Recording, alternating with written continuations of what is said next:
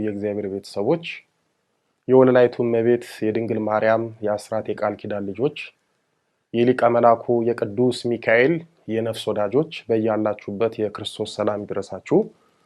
ዛሬ ደግሞ የቅዱስ ሚካኤልን መላካዊ እርዳታ ለማግኘት ምን እናድርግ፣ ከነዚህ ከአምስቱ አንዱን ብናደርግ የቅዱስ ሚካኤል እርዳታ እናገኛለን በሚል ርዕስ ባጭሩ እንማማራለን። የቅዱስ ሚካኤል አምላክ ሚስጥሩን ይግለጽልን። የቅዱሳን መላእክት ሹመት እንደ ሰው በፍላጎትና በተጽዕኖ አይደለም። ሰው በሰው ላይ የሚሾመው ለመገልገል ነው። የቅዱሳን መላእክት ሹመት ግን ለማገልገል ነው። እንደ ሰው አንዱ መልአክ አንዱን መልአክ አያገለግልም። ቅዱሳን መላእክት የሚያገለግሉት እግዚአብሔርንና ሰውን ነው። ቅዱሳን መላእክት አገልግሎታቸው ሁለት ነው። አንደኛው ቅዱስ ቅዱስ ቅዱስ እያሉ ያለማቋረጥ እግዚአብሔርን ያመሰግናሉ።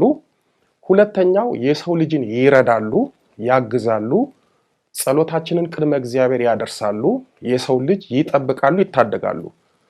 በነገራችን ላይ ከእመቤታችን ቀጥሎ ከፍጥረታት ወገን እንደ ቅዱስ ሚካኤል የከበረ አዛኝና ሩህሩህ የለም። የቅዱስ ሚካኤል ልጆችና ወዳጆች ሆይ የቅዱስ ሚካኤልን ረድኤት በረከት እንዲሁም መላካዊ እርዳታ ለማግኘት ከነዚህ ከአምስቱ ከቻላችሁ አምስቱን ካልቻላችሁ አንዱን አድርጉ። አንደኛው የቅዱስ ሚካኤልን ድርሳኑን በለተቀኑ አድርሱ። ሁለተኛው ቅዱስ ሚካኤልን ከራስ ፀጉሩ እስከ እግር ጥፍሩ መላካዊ መላ አካሉን እየጠራ እያነሳ እያወሳ የሚያመሰግነውን መልኩን ጸልዩ።